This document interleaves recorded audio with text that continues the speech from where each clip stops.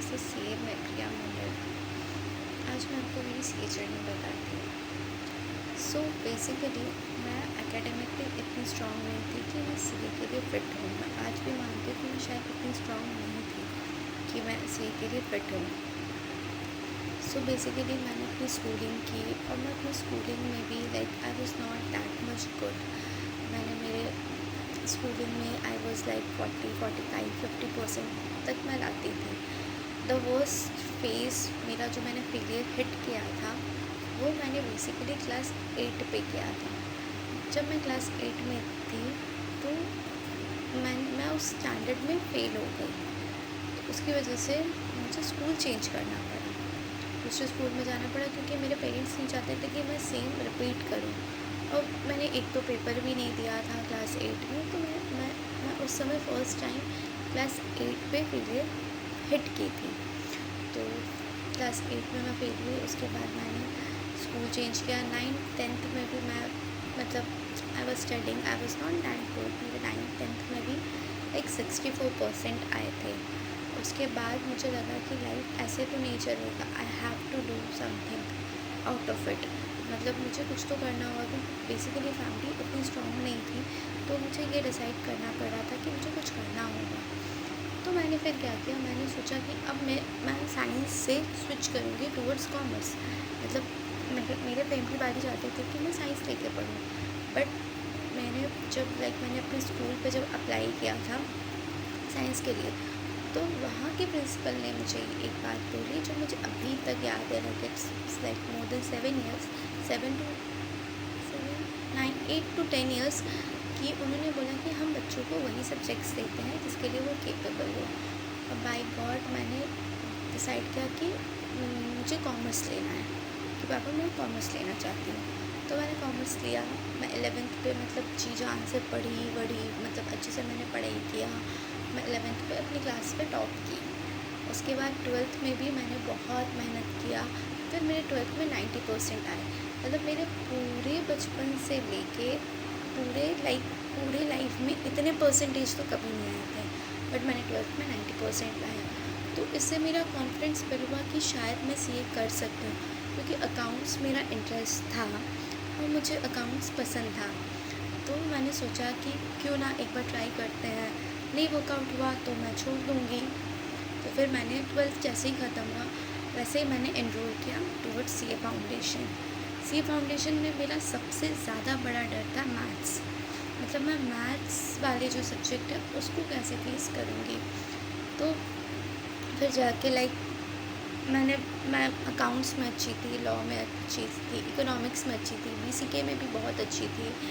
तो मैं बाकी सब्जेक्ट तो मैनेज कर ले रही थी, but maths was my phobia कि भाई मैं मैथ्स में कैसे पास हूँ। फिर मैंने मैथ्स में बहुत वर्कआउट किया। मैंने 2 months कॉन्स्टेंटली अच्छे से पढ़ाई की है। और उसके बाद मैंने सी फाउंडेशन का एग्ज़ाम दिया नवंबर 19 में, और मेरा सी फाउंडेशन निकल गया फर्स्ट अटैम्प्ट में। मैं बहुत खुश कि यार शायद मैं केपेबल हूँ, मैं कर सकती हूँ। तो जैसे ही रिज़ल्ट आया वैसे मैं इंटरमीडिएट की प्रिपरेशन स्टार्ट कर दी।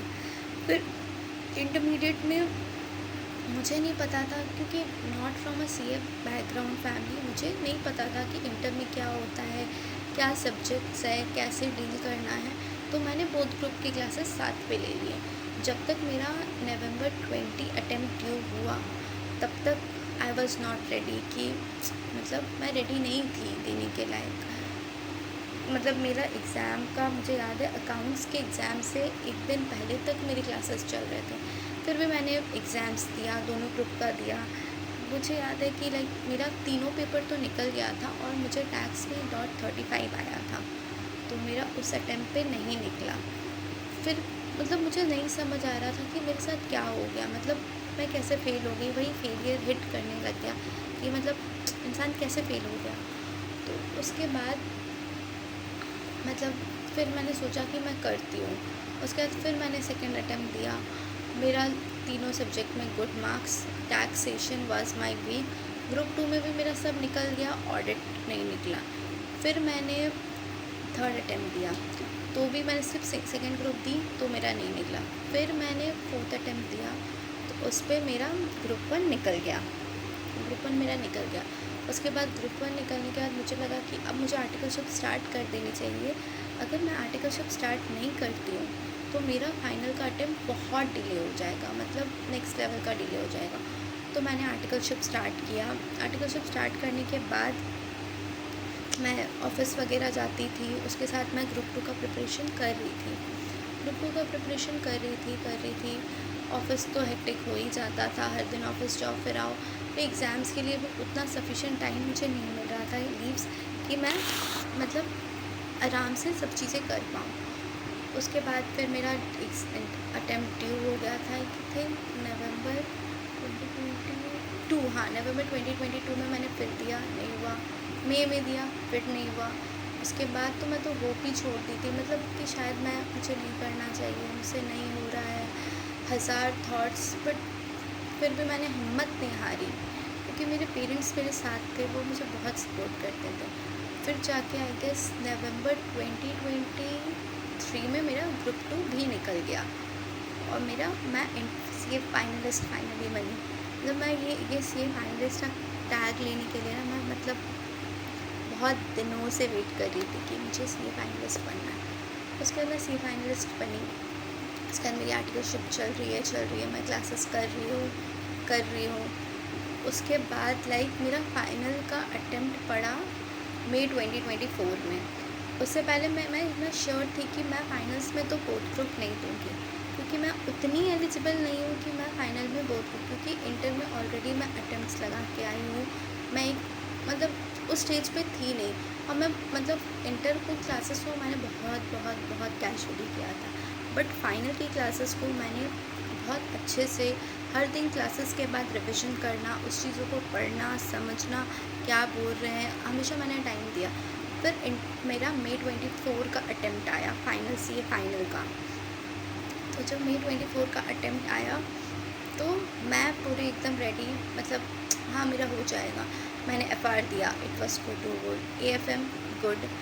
ऑडिट का पेपर इतना डरावना आ गया कि मैं उसको टैकल भी नहीं कर पाई, क्योंकि मैंने ऑडिट की क्लासेस आई गेस दिसंबर में लिया था। मेरा मई 24 का अटेम्प्ट है, उससे पहले ही मैंने बहुत कम टाइम में ऑडिट को पढ़ा। तो मेरा FR 48, AFM मेरा एग्जाम्प्ट और मेरा ऑडिट पे आया 16 मार्क्स, 16 और 17 ऐसे कुछ आया। मैं सोची कि आई वाज कि क्या हो गया, मैंने इतना मेहनत किया, मैंने सब किया, मैंने इतना पढ़ा, हर दिन सुबह रोज़ 2 घंटा ऑडिट को पढ़ती थी, सब कुछ मैंने दिया, फिर भी इतना कम, मतलब इतना कम तो मेरा आज तक CA फाइनल में इंटर हो फाउंडेशन हो कभी मेरा इतना कम नहीं आया। कि उसके बाद मैं बैठी पढ़ने के लिए, पढ़ाई फिर रिज़ल्ट के बाद मैंने स्टार्ट किया। उसी ड्यूरेशन में मेरे जो ग्रैंडफादर है उनकी तबीयत मतलब बहुत ज़्यादा ख़राब हो गई, मतलब तो वो हॉस्पिटलाइज थे। मेरा सितंबर अटेम्प्ट ड्यू होने वाला था, जिस दिन मेरा फ़र्स्ट पेपर होने वाला था उसके 2 दिन पहले वो हॉस्पिटलाइज हो गए। मैं उतनी उस समय फ़िट नहीं थी कि मैं सितंबर अटेम्प्ट पे बैठ पाऊँ। मैं जा ही नहीं पाती, क्योंकि उस समय मैं मतलब ही was too close to me, मतलब उनको बीमार देख के मेरे से कुछ नहीं हो पाता था। तो मतलब मैंने एग्ज़ाम्स नहीं दिए उस समय, मैं उनके साथ थी 20 डेज़ वो हॉस्पिटल में थे, और उसके बाद वो नहीं रहे, मतलब ही वॉज नो मोर। तो वो जो फ़ेज़ था वो मेरे लिए मतलब मेरे लाइफ का सबसे डिफ़िकल्ट फ़ेज़ था। मैं बाकी सब चीज़ें मैनेज कर ले रही थी, बट जब वो गए तो मैं चीज़ें नहीं मैनेज कर पा रही थी, बिल्कुल भी नहीं मैनेज कर पा रही थी। मतलब मेरे अंदर इतना हिम्मत नहीं हो रहा था कि मैं दोबारा बुक्स उठाऊँ और पढूँ, तो मैं नहीं कर पा रही थी। फिर मैंने खुद को हम लोगों में 14 डेज़ का रिचुअल्स होता है, मैंने सब कुछ अपना पढ़ाई होल्ड करके मैंने वो 14 डेज़ उनको दिया कि मेरे ग्रैंडफादर के लिए मैं ये 14 डेज़ जो कर सकती हूँ, मैंने हर रिचुअल्स जो भी मुझसे हो पाया मैंने उनके लिए किया। उसके बाद मुझे मतलब उस समय बोलते हैं मतलब mentally I was not fit कि मैं एग्ज़ाम्स दे पाऊँ। उसके बाद भी मैं अपने आप को धीरे धीरे कोप अप की, फिर मैंने जनवरी में एग्ज़ाम्स दिए, जनवरी 2026, हाँ मैंने एग्ज़ाम्स दिए। FR पास, ऑडिट मेरा फिर रह गया, ऑडिट में मेरा आया 36 मार्क्स। उसके बाद मैं पूरी फिर से कि मतलब मैं ऑडिट पे इतना मेहनत कर रही हूँ, फिर भी मेरा नहीं निकल रहा, और अभी तक बस मैं सिंगल ग्रुप के पेपर्स दे रही थी, मैंने बोथ ग्रुप्स नहीं दिए थे, ठीक है। फिर मेरा जब जनवरी 26 का रिज़ल्ट आया, मुझे याद है मतलब जैसे रिज़ल्ट आया, मतलब वो सुबह से रिज़ल्ट आने वाला था, रिज़ल्ट आया शाम को। रिज़ल्ट जैसे आया मेरा नहीं हुआ, मैं अपनी मम्मी को जो पकड़ के उस दिन रोई, मतलब मैं I was crying so badly that day, मतलब मैंने बहुत रोया। और उसके बाद फिर जाके मुझे लगा कि अब मेरे पास टाइम बहुत कम है, अगर मैं बहुत ज़्यादा रोई, खुद को लाइक ऐसे रखी कि मतलब सैड हूँ तो वैसे नहीं चलेगा। जिस दिन रिज़ल्ट आया उसके दूसरे दिन या उसी दिन से मैंने उठा लिया था मतलब मुझे क्या करना है। एग्ज़ाम फॉर्म्स मैंने नहीं फ़िलअप किए थे उस समय, मैं टाइम दे रही थी, और लाइक मैंने पढ़ाई स्टार्ट किया। मैं पहले सोची कि मैं सिंगल ग्रुप्स देती हूँ, फिर मैं ऑडिट रोज़ पढ़ती थी, हर दिन पढ़ाई करती थी ऑडिट पे। और लाइक मैंने फिर जब मेरा 15 दिन हुआ, मैं एग्ज़ाम्स फॉर्म मेरे पापा को लेके तुम बोथ ग्रुप का फ़िलअप करो। पहली बार मेरे अंदर बिल्कुल हिम्मत, बोलते हैं ना एक वर्ड कि हिम्मत, वो नहीं था, लेकिन फिर भी मैंने ट्राई किया कि मैं दोनों ग्रुप का फॉर्म फ़िलअप करती हूँ। मुझे पता था मेरा होने वाला तो नहीं है, कोई स्कोप 1% अंदर से ये स्कोप भी नहीं था कि शायद मेरा हो। तो फिर भी पापा बोले कि हाँ तुम बोथ ग्रुप भर दो। मैंने 15 डेज़ ग्रुप 1 को दिया, मुझे याद है मार्च 1 से लेके रिज़ल्ट वाले दिन से 15 जनवरी। उसके बाद 15 दिन या 20 दिन बाद, हाँ 15 के बाद मैंने IDT स्टार्ट किया। मैंने 15 दिन डॉट IDT पढ़ा, उसके साथ मैं ग्रुप 1 के सब्जेक्ट्स पढ़ती थी, ठीक है। मेरा क्लासेस DT IDT का मैंने जनवरी के एग्ज़ाम्स के बाद कंप्लीट कर लिया था। उसके बाद लाइक मैंने अप्रैल 1 से मैं DT का बुक, पता है जब भी उठाती थी ना मेरा ऐसे आँखों से पानी गिर जाता था, मेरे को DT समझ ही नहीं आता था। फिर मतलब मेरे घर के पास एक मंदिर है, मैं वहाँ गई थी, फिर मैंने वहाँ भगवान जी से प्रे किया कि मैं DT उठाती हूँ, मैं चैरिटेबल ट्रस्ट उठा रही थी, मुझे नहीं समझ आ रहा था। मैं NR टैक्सेशन उठा रही हूँ, मुझे समझ ही नहीं आ रहा। मैं TDS उठा रही हूँ, मुझे समझ ही नहीं आ रहा कि, क्योंकि एक तरफ तो मेरे अंदर प्रेशर था मेरा ग्रुप 1, क्योंकि मेरा AFM जो था उसका लास्ट टाइम था, अगर मैं इस बार ग्रुप 1 पास नहीं करती तो मेरा AFM का एग्जामिनेशन भी चला जाता। तो मुझे इसका प्रेशर था नेक्स्ट लेवल का कि भाई मेरा AFM चल जाए, वो एक अलग टेंशन था। बहुत चीज़ें बोल रही थी मेरे बारे में कि like I am not capable, मेरे से नहीं हो पाएगा, मतलब बहुत सारी चीज़ें चल रही थी माइंड के पीछे। और मैं DT जब भी उठाती थी मैं बंद कर देती थी। फिर मैं मतलब मेरे घर के पास वाले मंदिर में गई, फिर मैंने उस दिन प्रे किया गॉड को कि भगवान मुझे प्लीज़ शक्ति दो कि मैं DT स्टार्ट कर पाऊँ।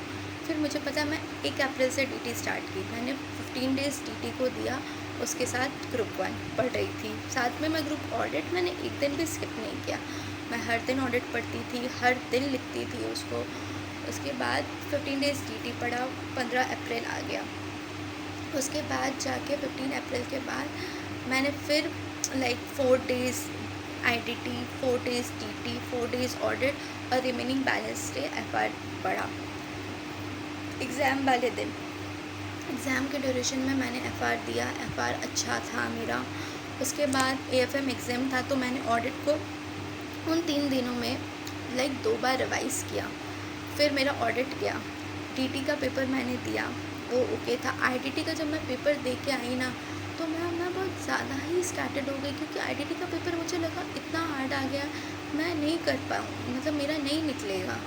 तो मैं IBS के लिए फिर भी जैसे भी हिम्मत मैं तो ग्रुप 2 के लिए सोची भी नहीं थी, मैं सही बता रही हूँ। मेरे को ग्रुप 2, क्योंकि मैंने उतना ग्रुप 2 पढ़ा ही नहीं था।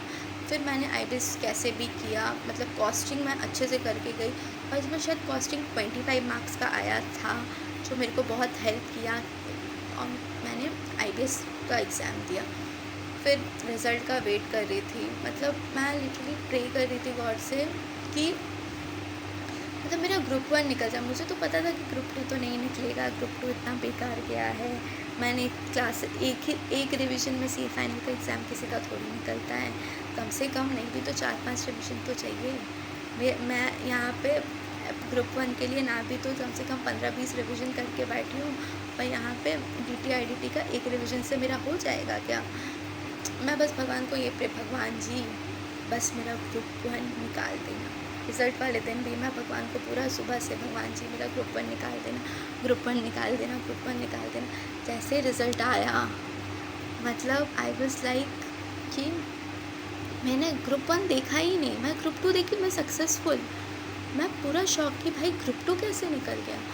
फिर उसके बाद मैंने ग्रुप 1 देखा, ग्रुप 1 में मेरा ऑडिट पे 62, मतलब नेक्स्ट लेवल का कुछ फीलिंग था। लाइक 16 या 17 मेरा आया था फर्स्ट अटैम्प्ट में और 62 इन ऑडिट। मतलब मुझे लगता है मैंने मतलब पूरे सी जर्नी में कुछ किया या ना किया, ऑडिट में जितना लेके आई वो मेरे साथ लाइफ लॉन्ग रहने वाला है कि भाई मैंने और मुझे बस पता है कि मैंने ऑडिट पे कितना मेहनत किया है। मतलब मेरे एक मेंटोर है तो वो हमेशा मेरे साथ स्टैंड थे। उन्होंने मुझे बस यही बोला कि तुम कर लोगे, तुम कर लोगे। देखो ना, अगर आपके बैक में कोई सपोर्ट दे तो आप कर लोगे। और मैंने मतलब मेरे जर्नी में मैंने सबसे ज़्यादा हार्ड फेस जो फील किया वो मैंने फील किया है फाइनल के टाइम, जो मार्च से लेके मई एग्ज़ाम तक का पीरियड था। मतलब वो पीरियड मेरे लिए मतलब मैं सो नहीं पाती थी उस समय। बोलते हैं ना कि इंसान सो जाए, मुझे नींद नहीं आता था। मैं 2 महीना सोई नहीं हूँ। 4 घंटा 5 घंटा बस मैं सोती थी और वो भी मैं बस टेंशन में सोती थी। मुझे मतलब मैं पढ़ाई कर रही हूँ ठीक है, लेकिन जैसे ही मैं बेड पे जाती थी मतलब वो थॉट्स, भाई मेरे से लोग आगे बढ़ गए हैं, मैं बहुत पीछे रह गई हूँ, मैं कहाँ स्टैंड कर रही हूँ, मैं केपेबल भी हूँ, क्या मेरा कभी CA फाइनल निकल पाएगा कि नहीं, मैं कुछ कर भी पाऊँगी कि नहीं, क्या मैं इसी लूप में फंसी रह जाऊँ। ये थॉट्स जो होता है मतलब उस थॉट से खुद को निकाल के पढ़ाई में लाना वो मेरे लिए इतना चैलेंजिंग था, क्योंकि जिनका फर्स्ट टाइम में निकल जाता है शायद उनके लिए चीज़ें ईजी होता है, लेकिन जब जिसका मल्टीपल्स लगता है तो उनका हालत बुरा है। मैंने ये जर्नी स्टार्ट किया था 2019 से और मैं आज 2026 में इसको ख़त्म की हूँ। और मैं इंटर में कहाँ सिंगल ग्रुप निकालती थी और मैंने आज फाइनल्स में बोथ ग्रुप साथ निकाला है। कहाँ मैं क्लास 8 में पास नहीं हुई थी, कहाँ आज मैं CA बन गई हूँ। तो दिस इज़ CA प्रिया मंडल। मेरी स्टोरी आप तक पहुँचाई मैंने। Hope so you like this video. Thank you so much.